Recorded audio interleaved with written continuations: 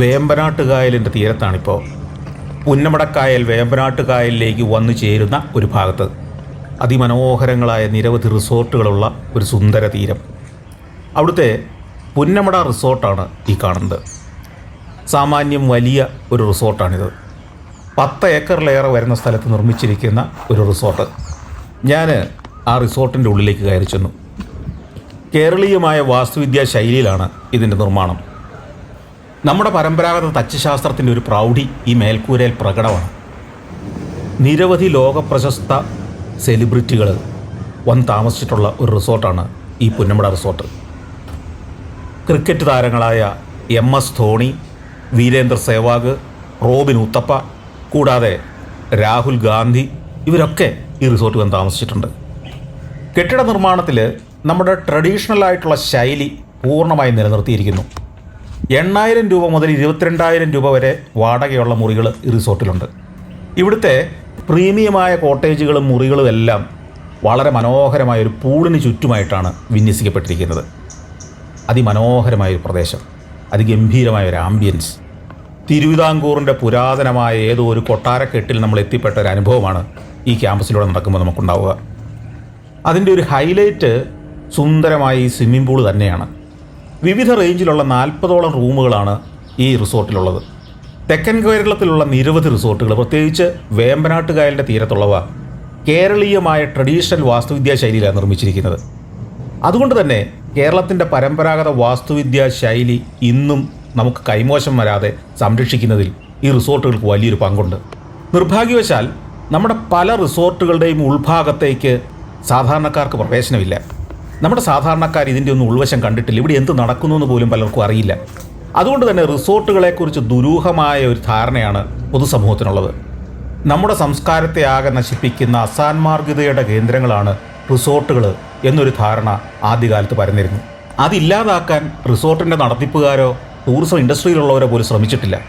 ശരിക്കും കേരളത്തിലെ റിസോർട്ടുകളാണ് കേരളത്തിൻ്റെ സാംസ്കാരിക പാരമ്പര്യം ഇന്ന് സംരക്ഷിച്ചു നിർത്തുകയും അത് ലോകത്തിന് മുമ്പിൽ അവതരിപ്പിക്കുകയും ചെയ്യുന്നുള്ളതൊരു വാസ്തവമാണ്.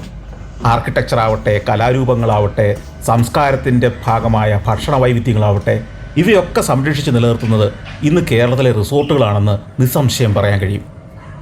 ഞാൻ ആ റിസോർട്ടിനുള്ളിലൂടെ എല്ലാം ചുറ്റി നടന്ന് ഇപ്പോൾ എത്തിയിരിക്കുന്നത് ഫ്ലോട്ടിംഗ് കോട്ടേജിൻ്റെ അടുത്തേക്കാണ്. അതായത് വെള്ളത്തിൽ പൊങ്ങിക്കിടക്കുന്ന കോട്ടേജുകൾ. ഭീമ ജ്വല്ലറി ഗ്രൂപ്പിൻ്റെ ഉടമസ്ഥതയിലുള്ളതാണ് ഈ പുന്നമട റിസോർട്ട്. ഞാൻ ആ റിസോർട്ടിലെ കാഴ്ചകളിലൂടെ ഒന്ന് ചുറ്റി നടന്ന ശേഷം പെട്ടെന്ന് തന്നെ തിരികെ ബോട്ടിലേക്ക് മടങ്ങിയെത്തി.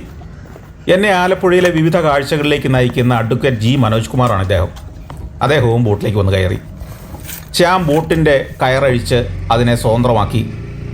ഞങ്ങൾ വീണ്ടും വേമ്പനാട്ടുകായലിലൂടെയും പുന്നമടക്കായലിലൂടെയുള്ള യാത്ര തുടരുകയാണ്.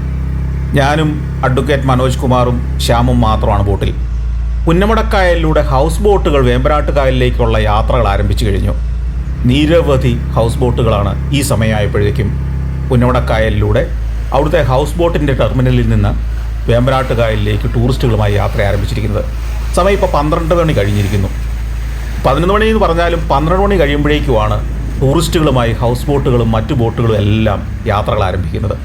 വലിയ തിമിംഗലത്തിന് സമീപം ചെറുമീനുകൾ എന്ന പോലെ സ്പീഡ് ബോട്ടുകളും കാണാം. ഈ വലിയ ബോട്ടുകളിൽ യാത്ര ചെയ്യുന്ന ടൂറിസ്റ്റുകളെ ഈ ചെറു സ്പീഡ് ബോട്ടിലേക്ക് ആകർഷിക്കുന്നതിനും വില പേശുന്നതിനും ഒക്കെ വേണ്ടിയാണ് അവരതിന് ചുറ്റും പോകുന്നത്. ഒരുതരം മാർക്കറ്റിംഗ് പരിപാടിയാണിത്. ഇന്നത്തെ ഹൗസ് ബോട്ടുകളിൽ പലതും പരമ്പരാഗത ശൈലിയിൽ നിന്ന് ഏറെ വ്യതിചലിച്ചു കഴിഞ്ഞു. ശിക്കാരകളാണ് പിന്നെയും കുറച്ചെങ്കിലും ആ പാരമ്പര്യ ശൈലി നിലനിർത്തുന്നതെന്ന് എനിക്ക് തോന്നി. ഹൗസ് ബോട്ടുകളിൽ മിക്കതും ട്രഡീഷണൽ ഹൗസ് ബോട്ടുമല്ല, മോഡേൺ ബോട്ടുമല്ലാത്ത ഒരവസ്ഥയിലേക്ക് മാറിക്കഴിഞ്ഞു. ഇന്ന് നമ്മൾ ഈ കാണുന്ന തരം ഹൗസ് ബോട്ടുകളോട്, അതിൻ്റെ ഡിസൈനോട് എനിക്ക് വ്യക്തിപരമായി അഭിപ്രായ വ്യത്യാസമുണ്ട്. ഈ പുന്നമടക്കായലിലും വേമ്പനാട്ടുകായലിലും മത്സ്യബന്ധനം ഉപജീവനമായി കഴിയുന്ന നല്ലൊരു വിഭാഗം ആളുകൾ ഇപ്പോഴും ഇവിടെയുണ്ട്. ആലപ്പുഴയിലെ ടൂറിസം നേരിടുന്ന പ്രധാന പ്രശ്നങ്ങളിലൊന്ന് കായലിലും കനാലിലും തീരത്തുമുള്ള മാലിന്യത്തിൻ്റെ പ്രശ്നം തന്നെയാണ്. അത് വേണ്ട വിധം പരിഹരിക്കാനോ പരിഹാരമാർഗ്ഗങ്ങൾ കണ്ടെത്താനോ കായലിനെയും തീരങ്ങളെയും ഭംഗിയായി സംരക്ഷിക്കാനോ കാര്യമായ നടപടികളൊന്നും ഉണ്ടാവുന്നില്ല എന്നുള്ളത് ദുഃഖകരമാണ്. നോക്കൂ, എത്രയെത്ര ഹൗസ് ബോട്ടുകളാണ് ഒരേ സമയം ഈ ഒരു ചെറു ചാലിലൂടെ കായലിലേക്ക് പോയിക്കൊണ്ടിരിക്കുന്നത്. ഈ ചാലുകളിലെ പോളശല്യവും വലിയൊരു പ്രശ്നം തന്നെയാണ്. ഇതാ ഒരു സഞ്ചരിക്കുന്ന മൃഗാശുപത്രി, മോട്ടോർ ബോട്ട് മൃഗാശുപത്രി. കുട്ടനാട്ടിലെ വിവിധ തുരുത്തുകളിലേക്കും അവിടുത്തെ ഗ്രാമങ്ങളിലേക്കും മൃഗാശുപത്രി അങ്ങോട്ട് ചെല്ലുന്നു.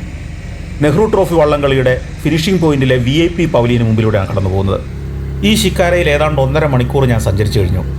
ഇനി പുറപ്പെട്ടിടത്തേക്ക് മടങ്ങുകയാണ്. ഇൻലാൻഡ് വാട്ടർവേസിൻ്റെ ആലപ്പുഴയിലെ ടെർമിനലും കടന്ന് നമ്മൾ മുന്നോട്ട് നീങ്ങി. സ്റ്റേറ്റ് വാട്ടർ ട്രാൻസ്പോർട്ട് ഡിപ്പാർട്ട്മെൻറ്റിൻ്റെ ബോട്ട് ഡോക്കാണ് ഈ ഭാഗം. ഡ്രൈ ഡോക്കും ഇവിടെ തന്നെയുണ്ട്. കുറച്ചുകൂടെ ലളിതമായിട്ട് പറഞ്ഞാൽ ബോട്ടുകളുടെ ഒരു ശവപ്പറമ്പെന്ന് വേണേൽ വിളിക്കാം. ഉപയോഗം കഴിഞ്ഞതും നശിച്ചു തുടങ്ങിയതും ഒക്കെയായ ബോട്ട് പകുതി മുങ്ങിയും കുറച്ച് പൊങ്ങിയും ഒക്കെയായിട്ട് ഇവിടെ വരുന്ന ടൂറിസ്റ്റുകൾക്കും നാട്ടുകാർക്കും ഒക്കെ അലോസരപ്പെടുത്തുന്ന ഒരു കാഴ്ചയായിട്ട് ഇവിടെ പ്രദർശിപ്പിച്ചിരിക്കുകയാണ്. ശരിക്കും ഇത്തരത്തിലുള്ള പ്രവർത്തനങ്ങളൊക്കെ ടൂറിസത്തിൻ്റെ പ്രധാനപ്പെട്ട ഈ സ്പോട്ടിൽ നിന്നും മാറ്റി മറ്റെവിടെയെങ്കിലും ചെയ്യാവുന്നതേ ഉള്ളൂ, അല്ലെങ്കിൽ ഇവിടെയൊക്കെ ഒന്ന് വൃത്തിയാക്കിയിടാവുന്നതേ ഉള്ളൂ. ഞങ്ങളുടെ ശിക്കാര യാത്ര ഇവിടെ അവസാനിപ്പിക്കുകയാണ്. ഞങ്ങൾ ബോട്ടിൽ നിന്നും പുറത്തിറങ്ങി. ഈ ശിക്കാരകൾക്കും ഹൗസ് ബോട്ടുകൾക്കും ഒക്കെ വേണ്ടി ലോക നിലവാരമുള്ള ഒരു ടെർമിനൽ നമുക്കിവിടെ ഉണ്ടാക്കേണ്ടതുണ്ട്. ആലപ്പുഴയ്ക്ക് അത്രയേറെ സാധ്യതകളുണ്ട്. പക്ഷേ ഇന്ന് ഈ അടുങ്ങിക്കിടക്കുന്ന ഹൗസ് ബോട്ടുകളും ശിക്കാരകളും ഒന്നും ലോക നിലവാരമുള്ള ഒരു ടെർമിനലല്ല കിടക്കുന്നതെന്ന് അധികാരികൾ ചിന്തിക്കുന്നില്ല. ഞാൻ ഈ അടുത്ത കാലത്ത് ഖത്തറിൽ ചെന്നപ്പോൾ അവിടെ ബോട്ടുകൾ അടുപ്പിക്കുന്ന ഒരു മറീന എങ്ങനെയായിരുന്നു എന്നുള്ളൊരു ദൃശ്യമാണ് ഞാൻ കാണിക്കുന്നത്. മാലിന്യ ലേശമില്ലാത്ത ജലവും ഓരോ ബോട്ടിലേക്കും എത്താനുള്ള റാമ്പുകളും ഡോക്കുകളും ഒക്കെയായി അതിമനോഹരമായി രൂപപ്പെടുത്തിയിരിക്കുന്നു. ഇത്രയേറെ പണം മുടക്കി ഈ നിലവാരമുള്ള മറീനകളും പിയറുകളും നിർമ്മിക്കാൻ നമ്മുടെ സർക്കാരിന് കഴിവില്ലായിരിക്കാം. പക്ഷേ നമ്മുടെ ഹൗസ് ബോട്ടുകളും ഷിക്കാരകളും അടുപ്പിക്കുന്ന തീരങ്ങളും മറീനകളും ലോക നിലവാരത്തിലുള്ളതാക്കാൻ ഭാവനയും ഇച്ഛാശക്തിയും കലാബോധവും മാത്രം മതി. എത്രയോ ഇൻവെസ്റ്റേഴ്സ് ഇത്തരം കാര്യങ്ങളിൽ പണം മുടക്കാൻ തയ്യാറായി കേരളത്തിന് പുറത്ത് കാത്തു നിൽക്കുന്നുണ്ടെന്ന് എനിക്കറിയാം. വാടക്കനാൽ എന്ന ഈ കനാലും അതിൻ്റെ തീരത്തെ നിർമ്മിതികളും ബോട്ട് പിയറുകളും ഓവർ ബ്രിഡ്ജുകളും ഒക്കെ കുറേ കൂടി കലാപരമായും സൗന്ദര്യപരമായും വൃത്തിയോടെയും ഒരുക്കിയിടേണ്ടതുണ്ട്. അതിന് രാഷ്ട്രീയക്കാരും പൊതുജനങ്ങളും കച്ചവടക്കാരും ഒക്കെ മനസ്സ് വെക്കണം. ആലപ്പുഴയുടെ പ്രതാപകാലത്തെ ചില വാണിജ്യ സ്ഥാപനങ്ങളൊക്കെയാണ് ഈ കാണുന്നത്. ചീമാട്ടിയുടെ ആദ്യകാല മന്ദിരം. പിന്നെ നമ്മൾ യാത്ര ചെയ്ത് മുല്ലയ്ക്കൽ ശ്രീ രാജരാജേശ്വരി ക്ഷേത്രത്തിൻ്റെ മുന്നിലേക്ക് എത്തിയിരിക്കുകയാണ്. വളരെ ചരിത്രവും പാരമ്പര്യമുള്ളൊരു ക്ഷേത്രം, ആലപ്പുഴയിലെ ഏറ്റവും പ്രധാനപ്പെട്ട ക്ഷേത്രങ്ങളിലൊന്ന്. അതും കടന്നെത്തുന്നത് നമ്മൾ വലിയ ചുടുകാട്ടിലേക്കാണ്. ഈ വലിയ ചുടുകാട് 1800കളുടെ മധ്യകാലത്ത് തന്നെ ഇവിടുത്തെ ഒരു പ്രധാന ശ്മശാനമായിരുന്നു. 1901ലും 2ലും വസൂരി സംഹാരതാണ്ഡവം ആടിയപ്പോൾ ആലപ്പുഴയിലും പരിസരത്തും മരിച്ചു വീണ ആളുകളെ മുഴുവൻ സംസ്കരിച്ചത് ഈ ചുടുകാട്ടിലായിരുന്നു. അക്കാലത്ത് അതിവിശാലമായൊരു ചുടുകാടായിരുന്നു ഇവിടം. പുന്നപ്ര വയലാർ സമരകാലത്ത് കൊല്ലപ്പെട്ട രക്തസാക്ഷികളെ സംസ്കരിച്ചൊരു സ്ഥലവും അവരുടെ സ്മാരകവുമാണ് ഈ വലിയ ചുടുകാടിന്ന്. പണ്ടുണ്ടായിരുന്ന വിശാലമായ ആ വലിയ ചുടുകാടിൻ്റെ ഒരു 20 സെൻറ്റ് സ്ഥലം പുന്നപ്ര വയലാർ രക്തസാക്ഷി സ്മാരകമാക്കി വേർതിരിച്ച് മാറ്റിയിരിക്കുകയാണ്. KR ഗൗരിയമ്മയെയും PK ചന്ദ്രാന്തനെയും സംസ്കരിച്ചിരിക്കുന്നതും ഇവിടെ തന്നെ. ആലപ്പുഴയിലും അമ്പലപ്പുഴയിലും ചേർത്തലയിലുമൊക്കെ 1930കളിലും 40കളിലും ഒക്കെ അതിദാരിദ്ര്യത്തിൽ കഴിഞ്ഞിരുന്ന തൊഴിലാളി വർഗം ജന്മിത്വത്തിനും തിരുവിതാംകൂർ രാജവാഴ്ചയ്ക്കുമെതിരെ, പ്രത്യേകിച്ച് ദിവാൻ ഭരണത്തിനുമെതിരെ നടത്തിയ സമരങ്ങളുടെ ഒരവസാന ഭാഗമായിരുന്നു പുന്നപ്ര വയലാർ പോരാട്ടം. അതിൽ CPയുടെ പട്ടാളവുമായി ഈ തൊഴിലാളി വർഗം ഏറ്റുമുട്ടി. വാരിക്കുന്തവും കല്ലും ഒക്കെയായ പ്രാകൃത ആയുധങ്ങളുമായി യുദ്ധം ചെയ്ത് അവർ പട്ടാളത്തിൻ്റെ തോക്കിന് മുന്നിൽ പിടഞ്ഞു വീഴുകയായിരുന്നു. 1000-ലേറെ പേർ കൊല്ലപ്പെട്ടു എന്ന് അനൗദ്യോഗികമായിട്ടും 190 പേര് കൊല്ലപ്പെട്ടു എന്ന് ഔദ്യോഗികമായും അറിയപ്പെടുന്ന പുന്നപ്ര വയലാർ സമരം തിരുവിതാംകൂറിൻ്റെ ഗതി മാറ്റിയ ഒരു ചരിത്ര സംഭവമായിരുന്നു. TV Thomas, R Sugathan, PT Punnoose, S Kumaran തുടങ്ങിയവരൊക്കെയായിരുന്നു പുന്നപ്ര വയലാർ സമരങ്ങൾക്ക് നേതൃത്വം നൽകിയത്. ആ സമരകാലത്തെ മറ്റൊരു ചരിത്ര പുരുഷൻ്റെ വീടിന് സമീപത്തേക്കാണ് നമ്മളിപ്പോൾ എത്തിയിരിക്കുന്നത്. അതെ, VS അച്യുതാനന്ദൻ്റെ വീടിൻ്റെ മുന്നിലേക്ക് എത്തിയിരിക്കുന്നു. പറവൂരാണ് ഈ സ്ഥലം. മതിലിൽ അദ്ദേഹത്തിൻ്റെ പേരെഴുതിയ ബോർഡ് സ്ഥാപിച്ചിട്ടുണ്ടെങ്കിലും ശ്രീ VS അച്യുതാനന്ദൻ ഇവിടെയില്ല. അദ്ദേഹം തിരുവനന്തപുരത്താണ് വസിക്കുന്നത്.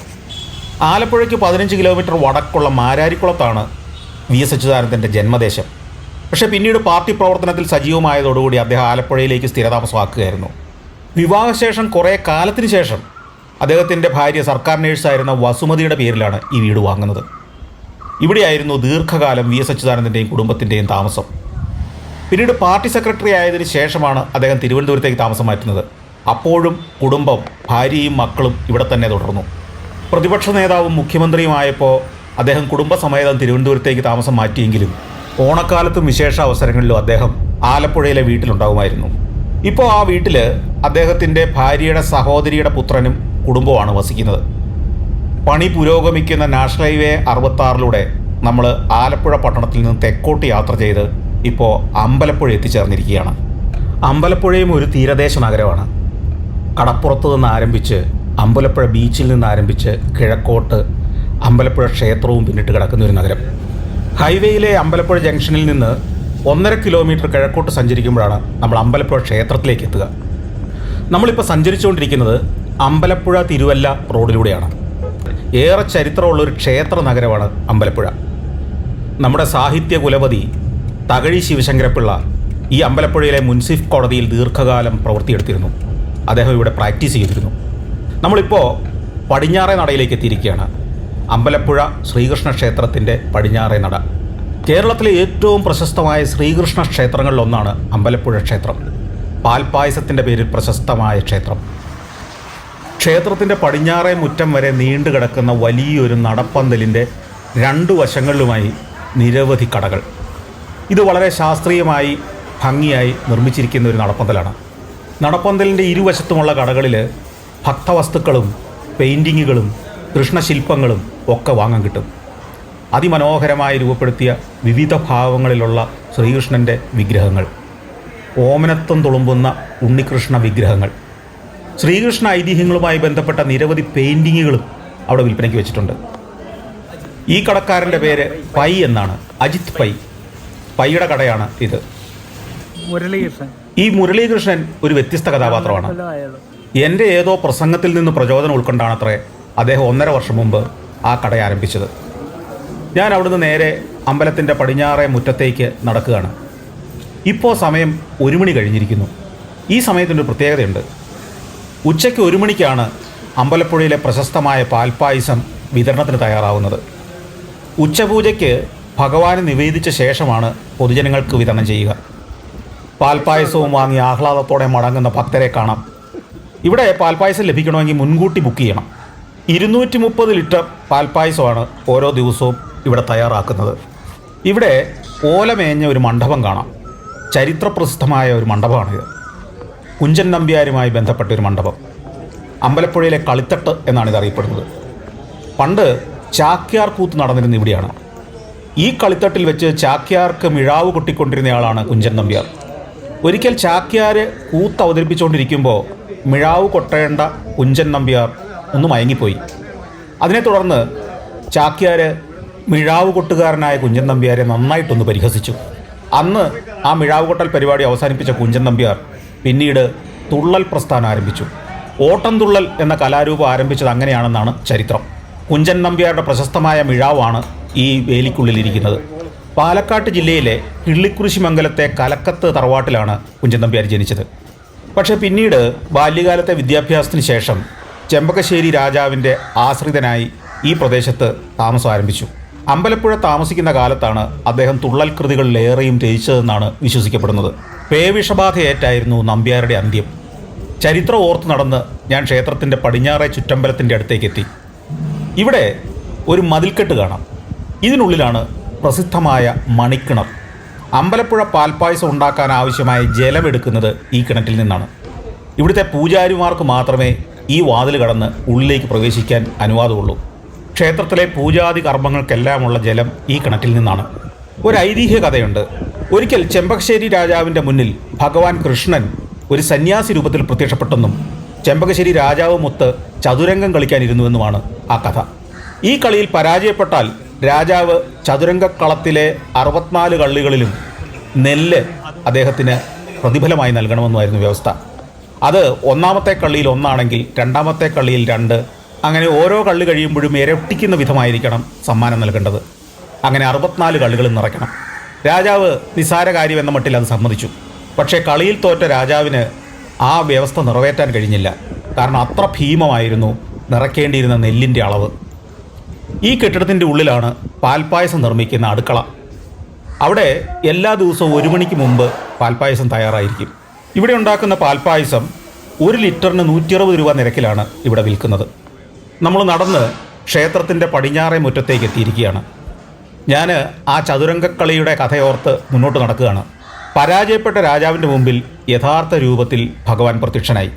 എന്നിട്ട് അദ്ദേഹത്തോട് പറഞ്ഞു, വിഷമിക്കണ്ട, ഇതിന് പരിഹാരമായി ഈ ക്ഷേത്രത്തിൽ എൻ്റെ കടം വീട്ടി തീരുവോളം ഭക്തർക്ക് സൗജന്യമായി പാൽപ്പായസം നൽകണം.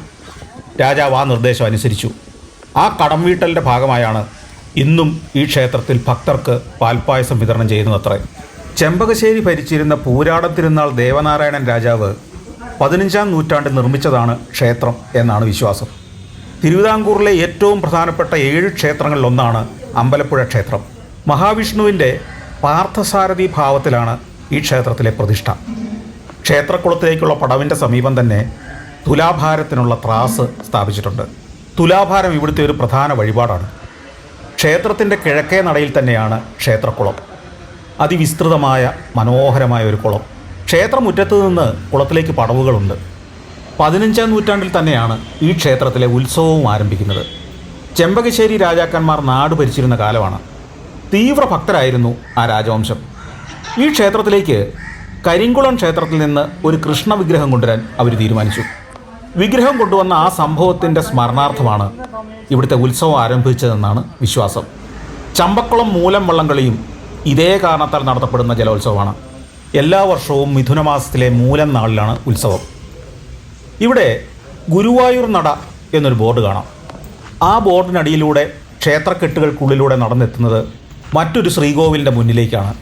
ടിപ്പു സുൽത്താൻ്റെ പടയോട്ട കാലത്ത് ഗുരുവായൂരമ്പലം ആക്രമിക്കപ്പെടും എന്ന ഭയത്താൽ അവിടുത്തെ ഗുരുവായൂരപ്പൻ്റെ വിഗ്രഹം ഈ അമ്പലപ്പുഴയിലേക്ക് കൊണ്ടുവന്നുവെന്നും ഏതാണ്ട് 3 വർഷക്കാലം ഈ ശ്രീകോവിലിലാണ് വിഗ്രഹം പ്രതിഷ്ഠിച്ചിരുന്നത് എന്നുമാണ് വിശ്വാസം.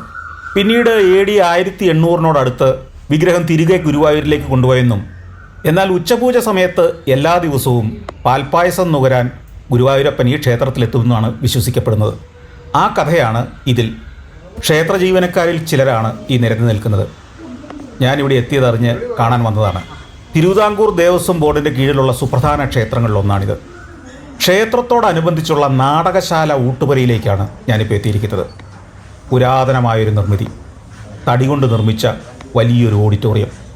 പ്രശസ്തമായ നാടകശാല സദ്യ നടക്കുന്നത് ഈ ഹാളിനുള്ളിലാണ്. സദ്യയ്ക്ക് ശേഷം ചോറും കറികളും വാരി എറിയുന്ന ഒരു ആചാരവും ഇവിടെയുണ്ട്. അതിമനോഹരമായ ദാരുശില്പവേലകൾ കൊണ്ട് അലങ്കരിച്ച മേൽക്കൂരയും മച്ചും ഒക്കെയുള്ള നാടകശാല. വില്ലുമംഗലം സ്വാമിയാരെയും ശ്രീകൃഷ്ണനെയും ചേർത്തുള്ള ഒരു പ്രധാന കഥയുടെ അരങ്ങ് ഈ നാടകശാലയായിരുന്നു എന്നാണ് വിശ്വാസം. ആ ഐതിഹ്യത്തിൻ്റെ അനുസ്മരണമായാണ് ഇവിടെ നാടകശാല സദ്യ നടക്കുന്നത്. ഈ കാലഘട്ടത്തിലും നാടകശാലയും ക്ഷേത്രത്തിൻ്റെ മുറ്റത്തിനു ചുറ്റുമുള്ള 2 നിലയുള്ള കെട്ടിടങ്ങളുമെല്ലാം ആ പുരാതന ഭാവത്തോടെ സംരക്ഷിക്കപ്പെടുന്നു എന്നത് അഭിനന്ദനീയമായ കാര്യമാണ്. ഒരു കാലത്ത് ക്ഷേത്രത്തിലേക്ക് എത്തിയിരുന്ന രാജാവിൻ്റെ അതിഥികൾ താമസിച്ചിരുന്ന അതിഥി മന്ദിരമായിരുന്നു ഈ കെട്ടിടങ്ങളെല്ലാം. എന്നാൽ ഇന്ന് ഇതിനെ ഒരു മ്യൂസിയമായോ ക്ഷേത്രകലകളുടെ ഒരു പ്രദർശന കേന്ദ്രമായോ തീർത്ഥാടകർക്കും ടൂറിസ്റ്റുകൾക്കും വേണ്ടി ഒരുക്കിയെടുക്കാവുന്നതേ ഉള്ളൂ. അങ്ങനെ ചെയ്താൽ അമ്പലപ്പുഴയുടെ സാംസ്കാരിക പെരുമയ്ക്ക് ഒരു മുതൽക്കൂട്ടായി മാറും. മാത്രമല്ല, വിദേശ ടൂറിസ്റ്റുകളെ പോലും ആകർഷിക്കുന്ന ഒരു കേന്ദ്രമായി ഇവിടെ മാറുകയും ചെയ്യും. അമ്പലപ്പുഴ ക്ഷേത്ര നടയിൽ നിന്ന് ഞാൻ വീണ്ടും കിഴക്കോട്ട് യാത്ര ചെയ്യുകയാണ്. തകഴിയിലേക്കാണ് ഇനി ഞാൻ പോകുന്നത്. ഇവിടെ നിന്ന് 6.5 കിലോമീറ്റർ കിഴക്കോട്ട് സഞ്ചരിച്ചാൽ നമ്മൾ തകഴിയിലെത്തും. വിശ്വപ്രസിദ്ധ സാഹിത്യകാരൻ്റെ വീടൊന്ന് കാണണം. പോകുന്ന വഴിക്ക് നിരവധി ചെറു ക്ഷേത്രങ്ങളും ക്ഷേത്രക്കുളങ്ങളും എല്ലാം പിന്നിട്ട് നമ്മളിപ്പോൾ എത്തുന്നത് കരുമാടിക്കുട്ടൻ്റെ സ്മാരകത്തിലേക്കാണ്. അമ്പലപ്പുഴയ്ക്കും തകഴിക്കും മധ്യേയുള്ള കരുമാടി ഗ്രാമമാണിത്. ഈ ഗ്രാമത്തിലെ ഒരു തോട്ടിൽ നിന്ന് ലഭിച്ച ബുദ്ധവിഗ്രഹമാണ് ഇവിടെ സംരക്ഷിച്ചിരിക്കുന്നത്. അവിടെ കാറിൽ നിന്ന് ഇറങ്ങി ഈ സ്മാരകത്തെ സംബന്ധിച്ച് ഒരു വിവരണ ബോർഡ് പുരാവസ്തു വകുപ്പ് ഇവിടെ സ്ഥാപിച്ചിട്ടുണ്ട്. ഒരു ബുദ്ധിസ്റ്റ് സ്തൂപത്തിൻ്റെ ആകൃതിയിലാണ് ഇന്ന് ആ സ്മാരകം അവിടെ നിലനിൽക്കുന്നത്. 9-ാം നൂറ്റാണ്ടിനും 14-ാം നൂറ്റാണ്ടിനും ഇടയിൽ ഇവിടെ ഉണ്ടായിരുന്നത് എന്ന് കരുതപ്പെടുന്ന 3 അടി ഉയരമുള്ള ഒരു ബുദ്ധവിഗ്രഹമാണ് ഈ സ്തൂപത്തിനുള്ളിൽ. ഒരു വശം തകർന്നുപോയ നിലയിൽ 1930-ൽ ഇതിന് സമീപത്തുകൂടി ഒഴുകുന്ന കരുമാടി തോട്ടിൽ നിന്നാണ് ഈ വിഗ്രഹം ലഭിക്കുന്നത്. നൂറ്റാണ്ടുകളോളം അവഗണിക്കപ്പെട്ട് ഉപേക്ഷിക്കപ്പെട്ട നിലയിലായിരുന്നു ആ വിഗ്രഹം അപ്പോൾ. ബ്രിട്ടീഷ് എഞ്ചിനീയറായിരുന്ന റോബർട്ട് ബ്രിസ്റ്റോയാണ് ഈ വിഗ്രഹം കണ്ടെടുത്ത് സംരക്ഷിക്കാനുള്ള നടപടികളെടുത്തത്. സ്തൂപത്തിനുള്ളിലേക്ക് ഞാൻ ക്യാമറ തിരിക്കുമ്പോൾ ഒരു പട്ടുചേലയൊക്കെ ഉടുത്ത് നെറ്റിയിലൊരു കുറിയൊക്കെ തൊട്ട് ഒരു ഹൈന്ദവ വിഗ്രഹം പോലെയാണ് ഇന്ന് ആ പ്രതിമ കാണപ്പെടുന്നത്. കേരളം ദീർഘകാലം ബുദ്ധമത വിശ്വാസത്തിൻ്റെ ഒരു കേന്ദ്രമായിരുന്നു എന്നതിൻ്റെ ഒരു തെളിവാണ് ഈ കരുമാടിക്കുട്ടൻ്റെ പ്രതിമ. കരുമാടിക്കുട്ടൻ്റെ ആ സംരക്ഷിത സ്മാരകത്തിൻ്റെ സമീപത്തു നിന്നും ഞാൻ യാത്ര തുടരുകയാണ്. കരുമാടി ഗ്രാമത്തിലൂടെ പോകുമ്പോൾ ഇവിടെ ഒരു മണ്ഡപം കാണാം. പഴയകാല സഞ്ചാരികളുടെ വിശ്രമ ഇടമായിരുന്ന ഒരു വഴിയമ്പലം. ഞാൻ വീണ്ടും അമ്പലപ്പുഴയിൽ നിന്ന് തകഴിയിലേക്ക് നീണ്ടു കിടക്കുന്ന പ്രധാന പാതയിലേക്ക് കയറി. ഇനി തകഴിയാണ് അടുത്ത ലക്ഷ്യം. അമ്പലപ്പുഴ നിന്ന് തിരുവല്ല വരെ നീണ്ടു കിടക്കുന്ന ഈ പാത കുട്ടനാടിൻ്റെ ഒരു ഹൃദയരേഖ പോലെയാണ് കിടക്കുന്നത്. ഈ കുട്ടനാടിൻ്റെ കഥാകാരൻ്റെ വീട്ടിലേക്കാണ് നമ്മളിനി പോകുന്നത്. തകഴി ശിവശങ്കരപ്പിള്ള എന്ന മലയാളത്തിൻ്റെ എക്കാലത്തെയും മഹാകഥാകാരൻ്റെ വീട്ടിലേക്ക്.